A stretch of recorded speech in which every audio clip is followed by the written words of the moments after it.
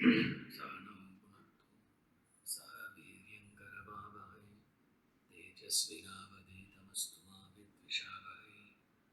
Om Shanti Shanti Shanti.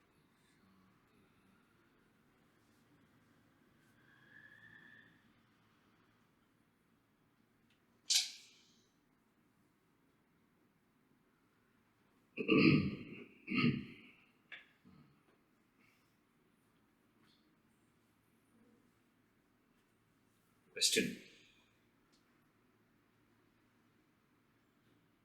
You say the mind seeks pain, sadness more than happiness. It wallows in self-pity, memories which cause pain. So the experience is that I have to deliberately recall such instances at times to remember the lessons I learned. To use it as a defense mechanism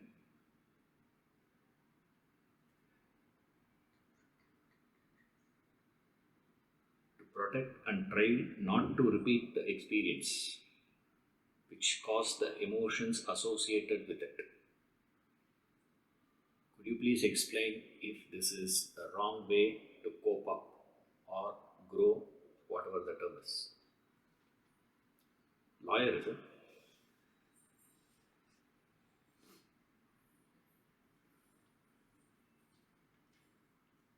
You say the mind seeks pain, sadness more than happiness. No. Mind is associating more with pain than happiness. But it keeps claiming I am seeking happiness. See, the mind goes on saying that I seek happiness. But the problem is, it doesn't understand the way in which happiness can be sought. The methodology it doesn't know. So therefore it goes in the other direction. Then to say that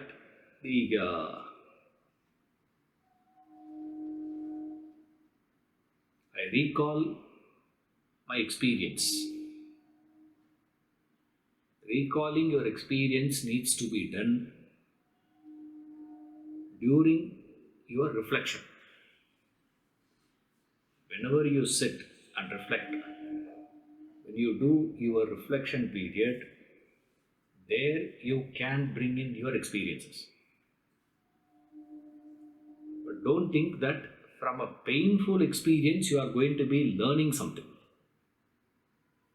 Learning doesn't come from painful experience. Learning comes from your understanding of the cause of the pain. So to understand the cause of the pain, because your agenda is that I will learn lesson so that I will not repeat it. That is the agenda. No? The purpose of this person asking, okay, I can use it as a defense mechanism. Defense mechanism is not something which is positive. Your defense mechanism is just to ensure that you are not impacted. That's about it. So this defense mechanism is all automatic. You are not consciously developing a defense mechanism. The mind's defense mechanisms, there are very many defense mechanisms mind uses. Projection, displacement, rationalization, etc. There are many ways in which the mind, the defense mechanism of the mind is automatic. It is inherent in it. It is ingrained in the mind. You don't cultivate a defense mechanism. See, it's like body having an immune system. Immune system needs to be cultivated, full stop. Because when you are taking vaccination also, what you are taking in is not immune. What you are taking in is the actual virus against which you want your body to fight.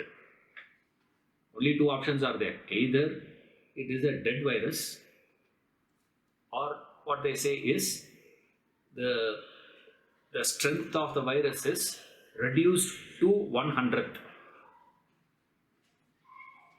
That is what we are taking as injection, as vaccinations. But your body has to develop that immune automatic. Our native intelligence of the body is to develop the defense mechanism. Similarly, your mind also has certain defense mechanism when the mind gets too much agitated. So there is no need for you to think in terms of how to build my defense mechanism and all that. It knows by itself. And there is no such thing as right defense and a wrong defense. Remember this. In the defense mechanism of the mind, there is no such thing as this is the right way to defend, this is the wrong way to defend. If at all you wanted to call a defense strategy of your mind, will be overusing same strategy for every situation. That's all it is. All the time I am going to be doing only displacement. Displacement we may not understand. Displacement means I get angry at my boss in the office, I come home and shout at my wife. This is called displacement. The anger which I have there gets expressed here, which is natural, which is normal. But when it becomes wrong is only when you are using it all the time, every day, to handle my frustration, handle my sadness, handle my agitation. I am using the same strategy. Projection is another one. There are so many. I am not going into the details of all that. Okay, we take it up some other time. Various methods. So when you have such options with you, that spread out is more with you. When you have, this is knowledge. This you will not get from analyzing your experiences. That is why the recommendation we give as a standard rule is, don't ever bring in your experiences to understand a concept. Because to analyze your experience, fundamental requirement is objectivity. Can you analyze objectively your stand? Objectively and reason your beliefs, your values, your desires, your emotions. If you say, yes sir, I can do objectively, then there is no need for you to analyze all those things. Because the purpose of analysis is what? So, if you are objective, you don't need to. If you are not objective, you cannot. That's all it is. So, don't waste your time in the belief, because think carefully. With a painful experience, have you ever derived a positive message? I trusted so much a person and gave him something, entrusted something to that person, backstabbed me. What is the lesson you learn out of it? How to trust people, or how not to trust people?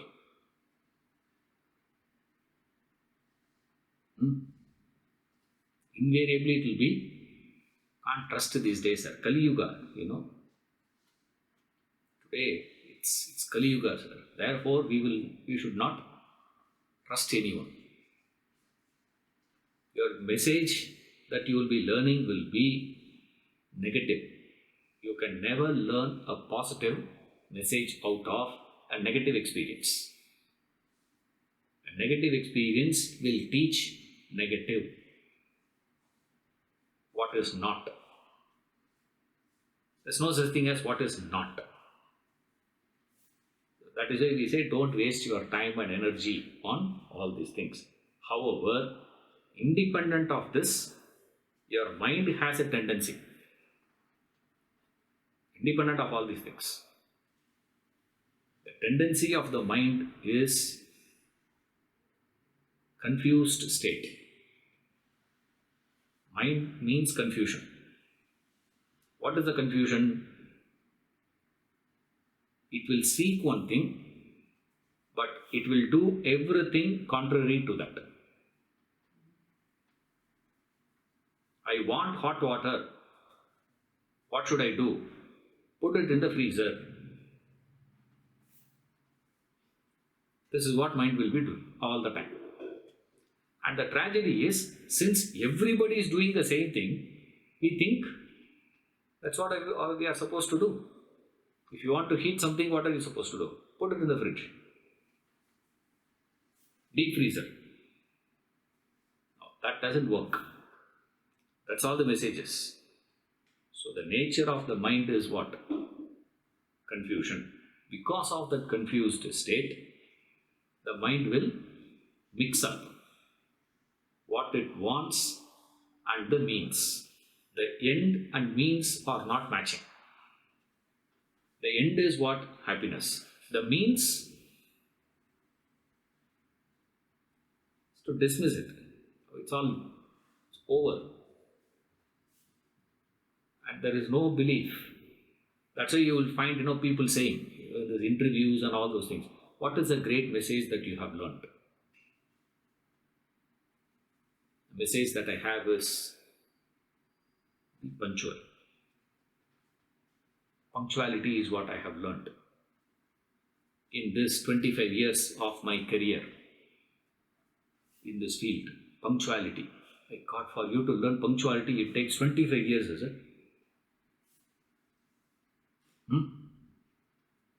You see, no people. We should be committed. Commitments. These things we were told when we were in school. Second standard we were told. Speak the truth. Be honest. Be direct. Why are you beating around the bush? Give respect. Doesn't matter whether they are big or small. Respect is not because that person is great. Be humble. All this is taught to us when they are. But for you to learn these things, how long it takes? Never do that mistake. Suppose if you say, no sir, I have to do that also. No, I say, okay. If you have to do this, for every negative experience that you are recalling, bring in the contrast. Every negative experience that I am recalling from my neighbor, I should recall a positive one. For every negative, one positive. One negative, one positive. Forget about the intensity of negative, intensity of positive and all that. Nothing, it doesn't matter. One day when I was so disturbed, I wanted to have, I have so much of stomach pain, acidity problem, some problem I had. Okay, I wanted to have some nimbu pani. Right, nimbu pani I wanted to have, lemon juice. Stomach pain, I wanted to have some nimbu. There was no nimbu in the house, so I went and asked that neighbor. That fellow gave half. Didn't give full, he gave just half. You just want to have squeeze, no? One squeeze you want, right? A little bit only you want, no? He cut that and he gave me half. Oh, big deal or what? I think big deal. But the fight that I had with him for not keeping for keeping the dustbin, throwing all the dirt outside, there was a fight. If you are recalling the fight, recall that half nimbu. Parallelly, there you will see how your mind is playing. The moment you wanted to recall any positive experience, particularly when you are recalling negative experience, try to recall a positive experience with reference to that same person. You will be struggling and searching for it. Yes, the negative one will come with such force and such intensity. The positive one will get dismissed as a matter of fact. Yeah. Today is Thursday, right? Yeah, Thursday. Okay, thank you. That's all it is. It's a matter of fact. What difference does it make? See, so we say be careful with that. That is why we say don't do. If you are forced to do in a particular situation, if you believe that it has to be done, sir, there's no option I have, always remember to bring in that counter color. If you're bringing this color, bring in a counter shade. Counter shade for the negative is positive. One negative experience you recall, one day the fellow shouted at you, you recall, immediately you got to recall, one day he has been so nice to you. See them together, parallelly. You can understand what's happening. Otherwise, this is just a trick of your mind to indulge in the negative experience. Say, you can learn from negative. Learning can never happen from experience. Remember this. That's why there's a saying, fools learn through their own experience. If you are going to learn something out of your experience, remember you are a fool. We are learning all the scriptures, we are studying this philosophy to become wise, not even knowledgeable. To become wise is the agenda of us. Here, why do you want to bring down yourself to the level of a fool? So it's not necessary. The class you had mentioned about Krishna's failures. And even after 586 shlokas of upadesha, there was no effect on Arjuna. How and why do you say that? Is it not that Arjuna got convinced and realized his obligation, duty to fight the kauravas after this upadesha? Of course he fought, there's no doubt about it. I say it is not a complete success. You see that? When I say it is a failure. It's like if you ask me, sir, what about this Vedanta classes? I say it is a total failure. But we are all attending your class now, we are all appreciating your class now, we are enjoying your class, we are learning from your class. But then why do you say that it is this? The main purpose is missed. The byproducts have come out. See, same way. The main purpose of Krishna teaching the Bhagavad Gita is not just the fact that he wants Arjuna to fight the battle. If Krishna's agenda is only to motivate Arjuna to fight the battle, he need not be speaking 586 verses. It's not necessary. All that he has to say is, if you don't want to fight, you go. I will fight. You don't want to fight? No. Okay. If you can be a charioteer for Uttarakumara, Arjuna, now you become the charioteer, I will stand and fight. If you say, no, I don't want you to be a charioteer also, then my brother Balrama is traveling. He didn't want to participate in any of these things, therefore he started going for a tour. He has gone for a world tour. I know he is there now. You go and join him. After the war gets over, I will call you. If I survive. If I don't survive the war,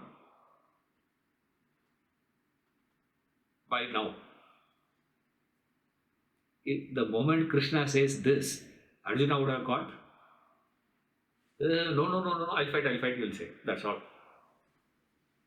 Krishna's agenda is not just to make him. Krishna's agenda is to make Arjuna objective. To make Arjuna, to inspire Arjuna to pursue jnana, pursue the self. Pursuit of Brahman is his agenda. To ensure that Arjuna not only engages in karma, he engages in karma in a yogic attitude. See, now Arjuna is in a position of no karma, no action. Just action is not what Krishna's agenda was. Action performed as a yoga. That is what he wanted. What he should have done after winning the war or during the war also. A war means what? War means there will be losses from both sides, no? Before Arjuna's son Abhimanyu's death, Bhima's son Gadodgaja died. You know that, no?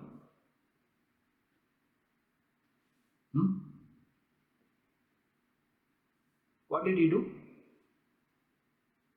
When Gadodgaja died, what was the reaction of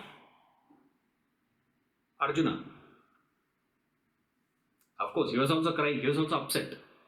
But he did not go to the extent of cursing people, no? Why?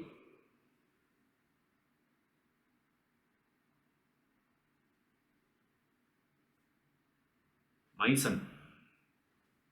No. That is Bhima's son. Abhimanyu is my son.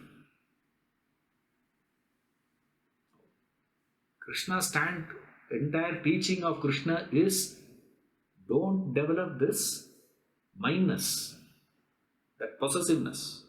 That was a central teaching of Krishna. That's the main item. The main item is not there.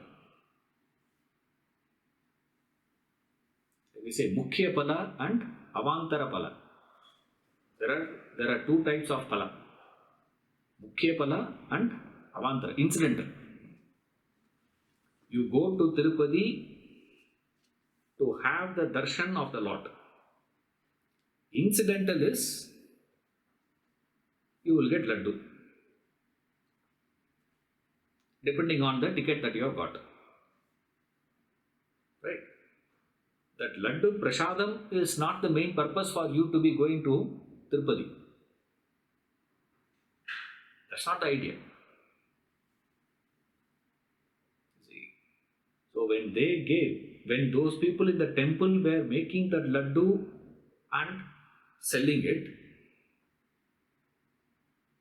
right, which is different from how Adayar Ananda Bhavan prepares that laddu and sells. There's a difference, no? Adayar Ananda Bhavan or, Kanti sweets, they also have laddu. These people also. Kesidas also has. Go there and buy. When you go into Kesidas, you are going for the sweet. That's the main purpose. Whereas when you go to Tirupati, the main purpose cannot be, this main purpose has to be this darshan. So when we say you are reading the Bhagavad Gita, or when Krishna gave the Gita to Arjuna, it doesn't look, Krishna's agenda was just to motivate him to fight. Krishna's actual agenda was to inspire him to perform action as yoga, not just perform action.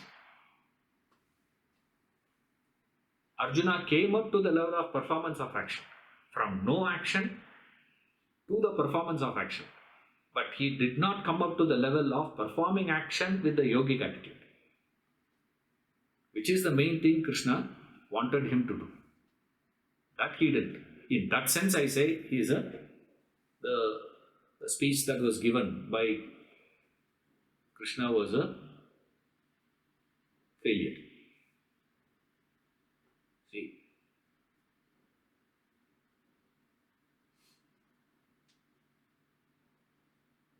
the ultimate goal being to realize oneself and remain a witness to the body and mind as per the Mahavakyas. Thus one remain unaffected as the realized soul in spite of whatever is happening to the body and mind. Kindly clarify. Yes. After you have evolved, after you have reached that enlightenment, you will not be affected by whatever happens to the body, whatever happens to the mind. So body and mind will be affected. The body will get influenced. When there is corona around, the virus around you, body will get influenced. You cannot say, I am an enlightened personality, therefore I will not be affected by corona. Corona will not care whether you are enlightened, you are not enlightened. It will impact you. If you expose yourself, if you have to safeguard yourself, you have to protect. There is no option. You have to take that necessary precautions, whatever has to be done for that. So you can't say that, body will not get affected. It will get affected by the environment. So we start thinking, okay, sir, what are we supposed to do? Then we think, I will go and sit in the, snow peaks and I will be sweating. Therefore, you are enlightened. I will not feel the cold. This is one of the, exercises they give in the Tibetan monasteries. One of the tests for a fellow to be, one of the graduation tests. After your progression and all that, they have a test. Their test is not like how we write exams, not written exams. There what they do is they take that fellow and throw him out of the monastery. And there's no wood, fire and all those things. Nothing will be given to him. He has to be sitting in that snow peak whole night. The snow. He has to generate that heat from his body to fight the snow. If he can, they say you are graduated. If he cannot, they bury him because he would have been frozen by then. If he fails that exam, means you are finished. So this is how the test will be. So people dare not take the test and say, yes, I think, I have completed, now I am ready for the test, sir. The student has to go and ask the master then, I am ready for the test. Before that, they have to go through all that. That has got nothing to do with enlightenment, remember. No, you think, if that person does that, he is enlightened. No, that's not enlightenment. Nor, that means, the person who is doing that is not enlightened. Criterion for enlightenment, if there is rain, if the enlightened being walks, he will also get wet, exactly like how you get wet. So we think, enlightened person means he should not be. Environment will impact the body. Same way, the mind also will get affected. Remember, mind also will get affected means when you get pain, exactly same way, they also get pain. It's not that they don't get pain. They also get pain, which is mind. Mind is what is registering the pain. Pain is experienced where? Joy is experienced where? Sorrow is experienced where? They also have sorrow, they also have joy.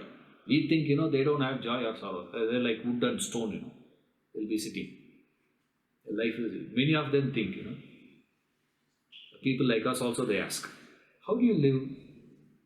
Exactly like you only. Then what happens to you? You get happy or you don't get excited, you don't get joy, you don't get sorrow? Of course. But then the difference between a matured, a wise man and the rest is only this. The affectations of the body, the affectations of the mind doesn't make him incapacitated to do whatever he is supposed to do. That's all. That doesn't mean they are not getting affected. If someone is disrespectful, obviously you get, no? Isn't it? How do you feel? Someone is disrespectful towards you. You should get hurt. You will get hurt. Same way, someone who is highly respectful towards you.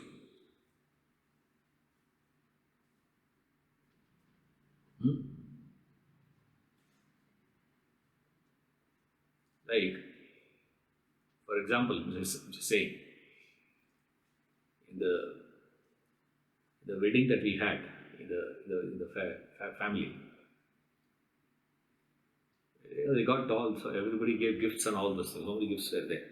So all the gifts they piled up and put it in a basket, in a bag, gunny bag. And my cousin, she said, "Hey, can you just take it and put it in the room and come?" I said, "Cool, I'll take." I took the gunny bag and put it on my shoulder and I walking. One of the driver, of our person's driver was there. He saw that.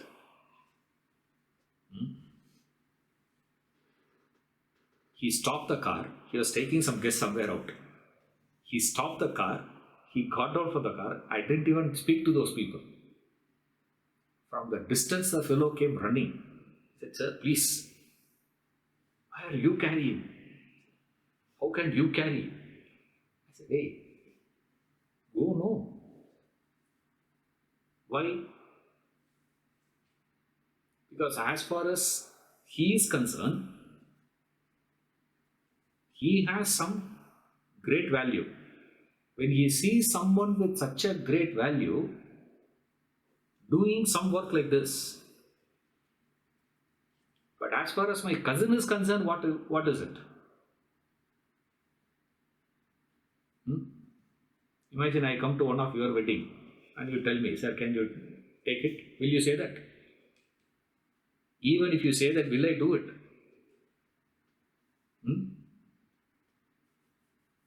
Big question, no, there. There, when you see someone, you will get. But it will not come to an extent where you will get incapacitated. You freeze. You don't get so excited. There's neither excitement nor freezing. Our problem is, anything happens like this, when joy comes, you must get excited. Only then it's a joy. When a pain comes, you should freeze. Only then pain. Otherwise, we don't register actually. Since we don't register, we think a man of a spiritual stature is not experiencing joy, experiencing sorrow. Experiencing pleasure, experiencing pain. It's a very wrong concept. See? Okay. I'll give it in the other way now. Another angle.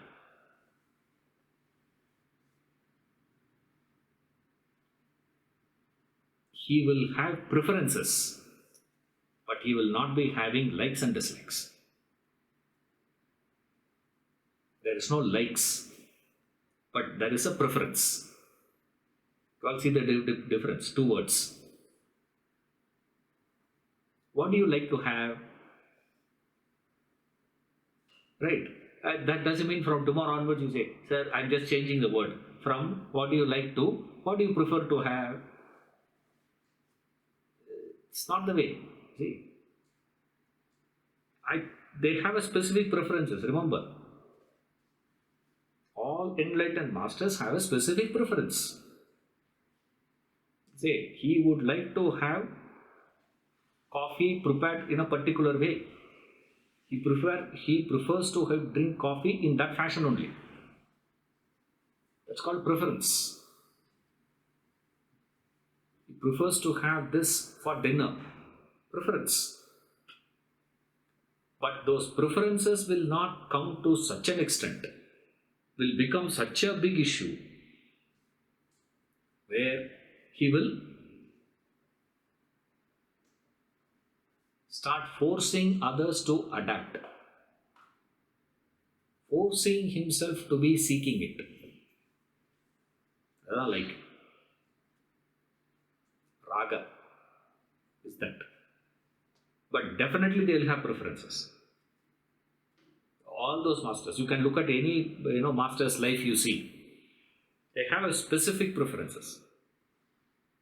And they are far more specific than you actually. And that's where we will get totally confused. Because our belief about a man of enlightenment is Samadarshana. He sees everything equal. So which means what? Anyway, I prepare coffee and give him, he should drink. The Buddha illa, Buddhu. See? Like they say, beggars don't have choices. He's not a beggar, he's a king. Remember, the king will have a specific one. He will say nothing doing. No compromise on that. Preferences. But then, the difference is, they don't insist on it. If that is not there, I am disturbed. It's not like that. But definitely they do have this pain. Now they do have that idea. Now, what is this? Is joy and sorrow and all that. So, carefully you got to analyze these people. They do have, their body also will feel the pain. Their body also will feel the pleasure. Their mind also experiences joy, sorrow. Their intellect also experiences honor, dishonor. But then, those experiences doesn't make them incapacitated to function. They will talk to you as normal. To the most disrespectful person also they will speak normally. See, this is where the problem is. These things, you will understand not from reading a book. Impossible. You will not learn from this. You can learn these things only from master living it. You see them living it, you will understand. You were saying, the hip replacement surgery had, the doctor was saying, he said, the pain. Every time this rupture that happens, the pain that shoots is like a fracture.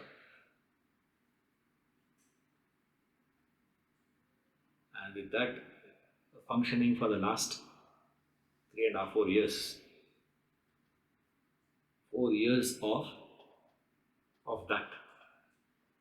Did anyone register?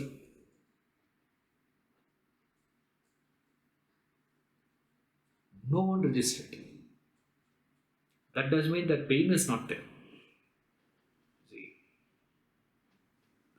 the capacity to withstand that pain increases. That's all. The pain doesn't decrease. Whatever the pain is supposed to be there will be there. But then the capacity to hold it, keep it aside, and continue to function. At the age of 85, a person walks to the operation theatre for a hip replacement surgery. That's what he was telling me. In my career, one case I have seen, walking into this operation theatre by a patient who comes for a hip replacement surgery. It's impossible. That doesn't mean there's no pain. It's not that, that body is not having pain. Of course, there is. But then, same way, you should see dealing with people who are so disrespectful, with the same ease and comfort, absolutely disrespectful. This example I can give, that example also I can't give. So disrespectful. With such casualty is dealt. It doesn't mean he doesn't register. It is a disrespectful thing the person is doing. Of course he knows. Of course they understand. It is disrespectful way. Same way, the most respectful manner you treat is also handled in a... That doesn't mean he is handling both in the same manner. No. The way that is handled is different, the way he relates to this person is different. That person different, this person different. But then how we understand is only by seeing.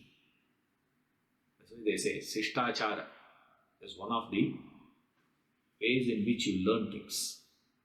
One of the most important way of learning is to see them doing it. See the great men doing the act. It's fascinating to see them.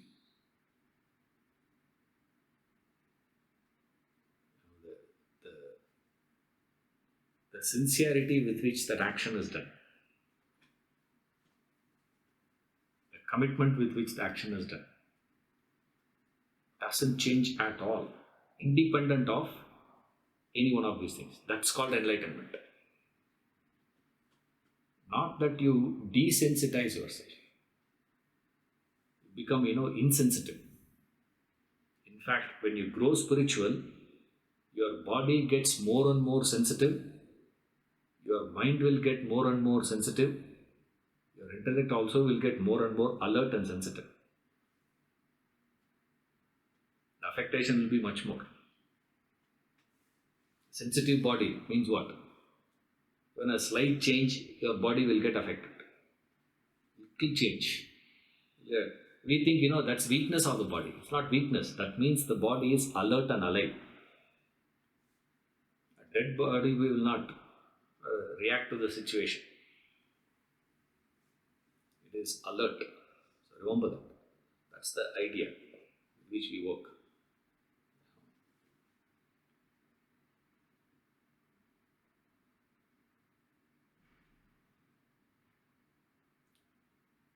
Substitute the lecture on the subject of intellect, which happens to be favorite of Swamiji. Intellect is Swamiji's favorite. He should speak on that. You're asking me to speak on intellect. I don't know what to speak on intellect.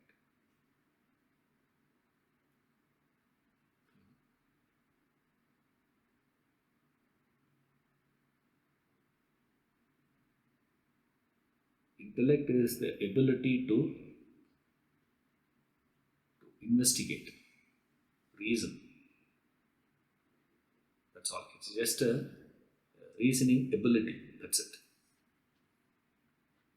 Of course, there are many features to that. A lot of features it has. As you all know, basically, intellect is divided into two parts. The gross intellect and the subtle intellect. Gross intellect has essentially two functions. Subtle intellect has essentially two functions. Right? The gross intellect's function, one function of the gross intellect is to gain knowledge. Right? Another aspect of the gross intellect is to control the mind. So, under intellect, you have to put it two categories.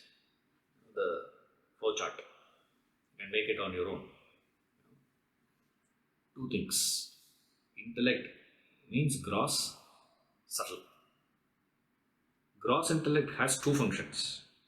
One is to gain knowledge. And in gaining knowledge, there are so many things. Now, I am not going into those details. Right. The ability to learn, ability to memorize, ability to recall, ability to unlearn and relearn, all this part of your gross intellect, one function. Under the category what is popularly used by Swamiji as intelligence. All this forms part of your intelligence. Right. Then your gross intellect has another function. Another function of your gross intellect is the capacity to control the mind. Keep the mind under its control. Like how the charioteer holds the horses, the reins, like that. He holds the mind. The capacity to hold the mind, capacity to direct the mind, capacity to govern the mind, control the mind, all put together. This is another aspect of your gross intellect. And then you have subtle intellect. Subtle intellect also has two functions. One is to entertain higher values. Values in the sense, the universal laws of life, that's called values. Understanding and aligning yourself to that universal law. That's called a value. Then capacity to conceive the transcendental reality. So, the universal laws or the values is what is called by the common man as conscience. The layman uses the word conscience. Right. What is conscience? Conscience means values. The values that you have. That is why conscience pricking happens to people differently. Isn't it? To all of us, when someone says, I am a non-vegetarian,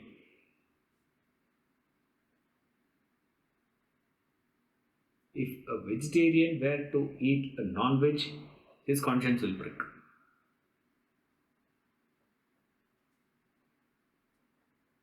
Right?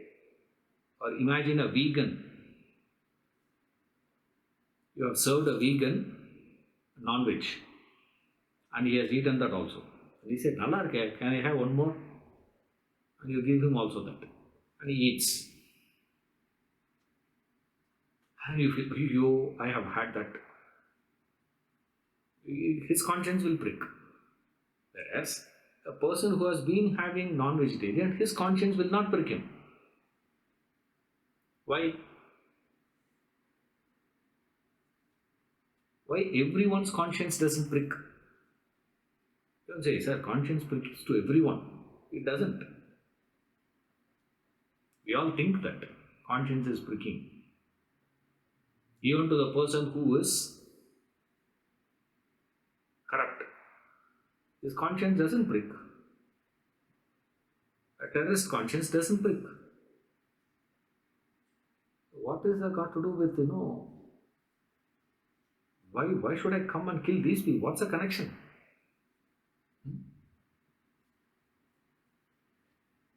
What is the link? If ideology is the only thing that is inspiring, then you should not be asking for payment, no? You are employed. Afterwards, where is ideology after that?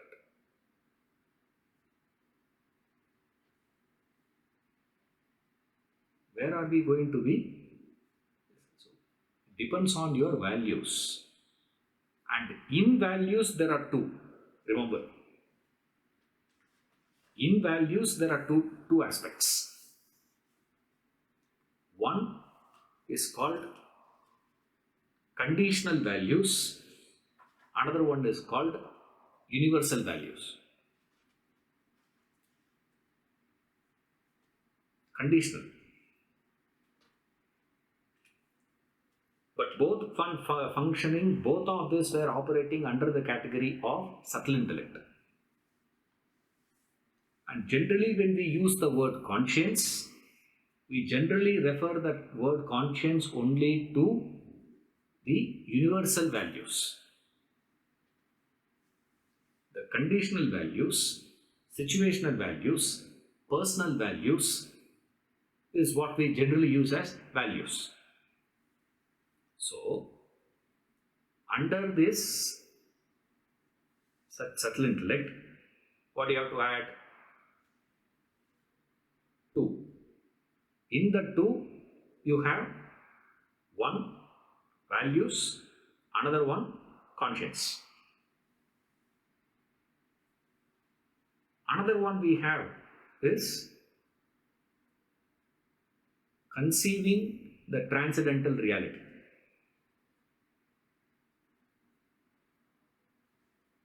In this spectrum, if you see, intellect means you have a developed intellect. That means what? It means it has intelligence, it has the capacity to control the mind, it has certain values, conscience, conceiving the transcendental. When you say intellect, you must have all the 5 developed. Now, today, you look into the world, look into wherever you have been having your near and dear ones. Training, education, knowledge, spending so much of money for this, for that and all those things. There has been a concentration. The entire concentration has been only on that one facet of what? Intelligence. Remember, Vedanta is not against intelligence. Now, many of us think Vedanta is against intelligence. Intelligence is not dismissed or decried here. We are saying if you are having tremendous X amount of concentration for the 1/5 of the intellect, vis-a-vis 4/5, I don't know, 1/5, 4/5. For another 80%, for the 20% development you are spending how much time, how much money?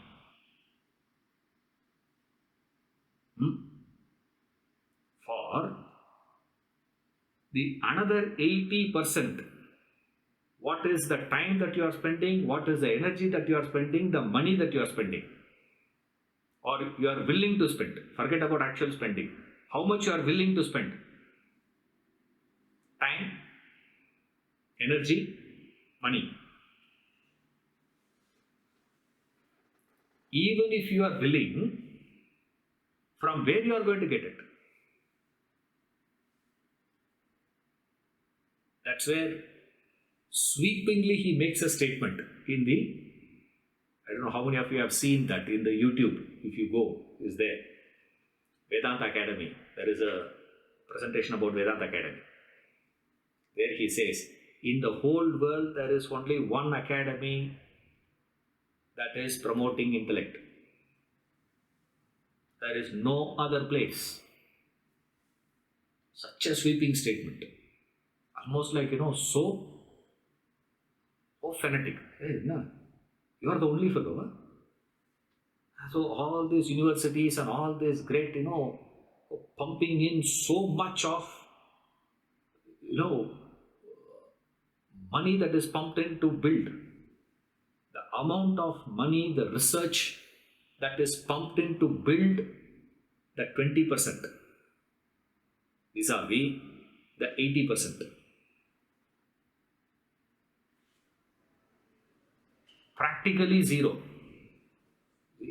We assume the rest of that 80% will come automatic in you. That's why we ask people, hey, you are an educated fellow. How can an educated fellow behave like this? A spitting pan, spitting and going, idiot. Educated, you have been taught physics, chemistry, mathematics. You are not taught whether to spit the pan or not. And you think all wrong things were done only by illiterates. No. The damage that intelligent can cause to the world vis-a-vis the damage that can be caused by the unintelligent, illiterate. If you see that, we will come to the conclusion that it is better not to develop intelligence. If at all you have a choice, sir, in that 5, least priority should be given to what?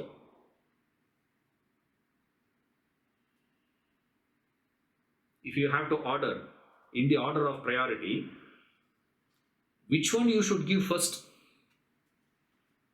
That's why in the olden days, the first thing they gave priority is for the values. They said, first thing we are going to teach the student is give him values first. Teach him the value of food. That's why they are asked to go for alms, bhiksha.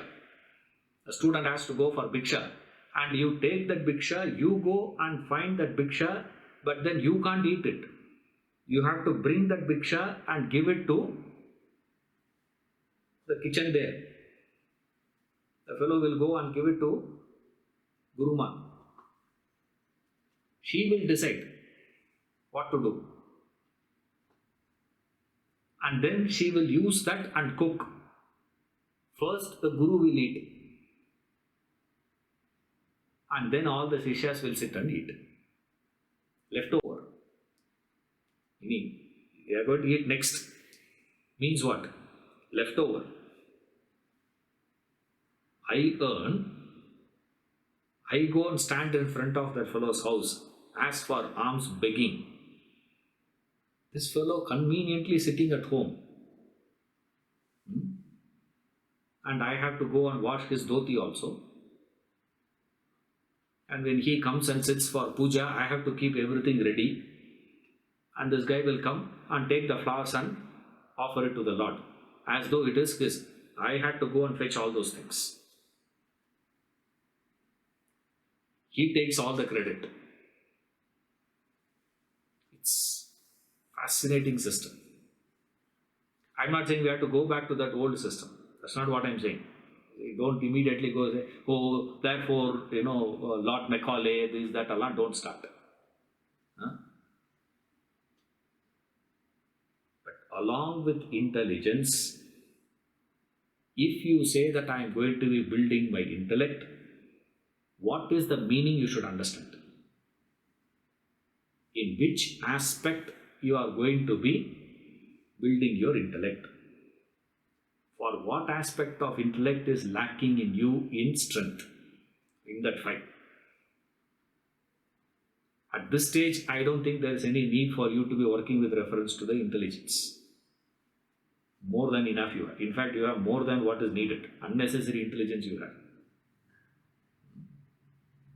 Concentrate on the other four. And unfortunately, in the world today, if you look around, nowhere we seem to be having this fact being recognized, and the need of all these 5 dimensions of your personality, your intellect to be developed. And no scheme, no program we have. No direct training we have in terms of developing the other 4 aspects. How and what we need to do. Like we have the syllabus, no? How you build your intelligence, mathematics, how you should study, English, how you should study, chemistry, how you have to study, social, how you have to study. There is a system, no? Isn't there? There is specific syllabus we have, right? To study. At this standard, you have to study this. At this standard, you have to study this. And you have to implicitly follow. You can't say, no, I prefer to study that. Why this? You cannot develop. You have to follow a system. That system is called Vedanta. That's why we say, this is the place where we are. That effort to build it is called sadhana, tapas. In this, at least have this capacity to control the mind. With what you can control the mind? You can control the mind either with conscience or values. Keep the values and conscience as a reference point to control the mind. At least that much you should develop first. Then you can go for conceiving the transcendental. Till then, wait. So the subject Vedanta gives you all these aspects. Don't think Vedanta is not giving you intelligence. Remember, it's not like that. By developing these 5 dimensions or the 4 aspects of your intellect, intelligence is just a matter of,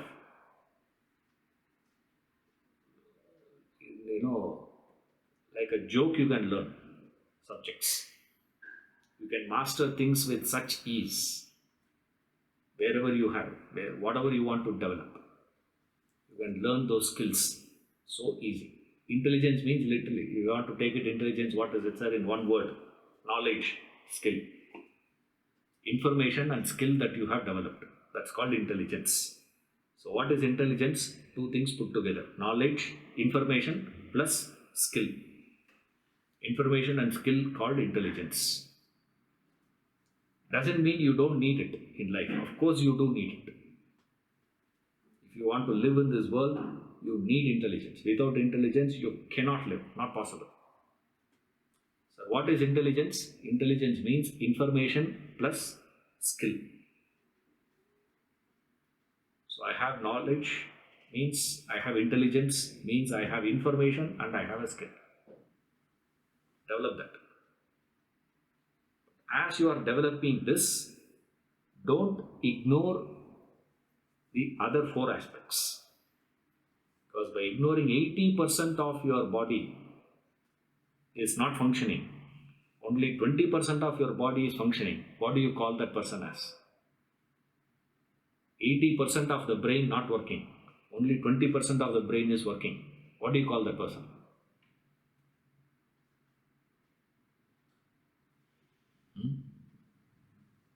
In coma, zombies. Now he says, whole world is living as zombies. What to do? In his eyes, not in my eyes. You may say, I got this award, I got that award, I got this prize, I got that prize. You can claim anything. But then, zombies. Why? 80% is not attended at all. And you have to work on it consciously. It will not be automatic effect. We all believe values and all this automatic of intelligence. That is why they are putting so much of effort to make everyone literate, intelligent. Making everyone intelligent, you are not going to make the world better. There is a very good chance the world will crash faster. It's like if you are driving in the wrong direction, if you drive faster, what will happen? In the wrong direction when you are going, if you drive faster, it's the same way the whole world is moving now. All these priorities has been confused now. At least get that priority clear. This is the basic idea you should have about intellect. Say, sir, say something about intellect. I would say this is what I would prefer to give you.